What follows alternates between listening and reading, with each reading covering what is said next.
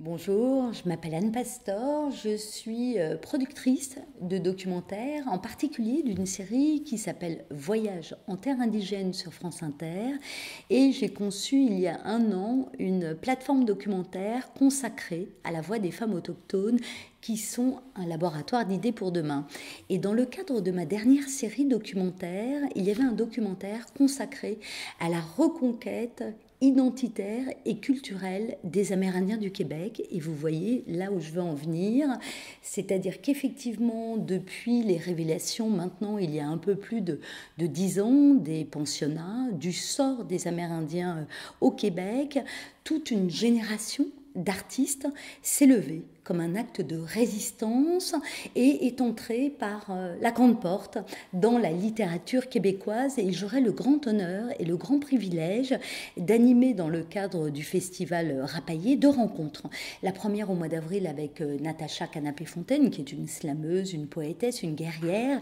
Et puis une autre rencontre en juin, Joséphine Bacon. Joséphine Bacon, c'est la poésie, c'est la sagesse, c'est la cosmogonie, c'est le territoire. Je serais ravie de vous y retrouver. Il y a un peu plus de 10 ans, le Québec, le monde entier découvrait l'histoire des pensionnats indiens et le sort réservé aux autochtones au Québec.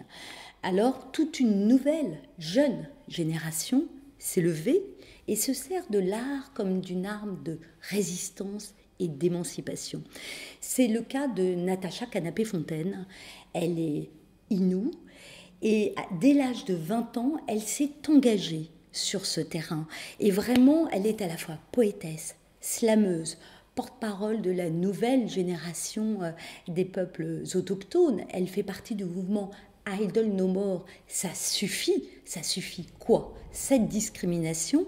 Et c'est ce qu'elle retranscrit dans cette écriture. C'est une touche-à-tout formidable, puisque là, présentement, elle est en train de présenter son dernier spectacle, Je veux marcher, qui allie à la fois la poésie et la chanson.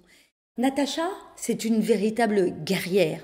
Elle fait la guerre, et à juste titre, la guerre pour un monde meilleur, la guerre pour un monde plus juste, la guerre contre les discriminations, et elle part aussi en guerre contre les résurgences ou les conséquences du colonialisme.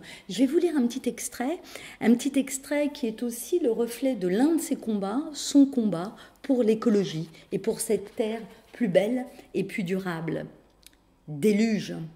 Tout pleut, les océans, les mers, les ruisseaux, les continents, les routes, les volcans. Pessamite, Port-au-Prince, Montréal, déluge, exil.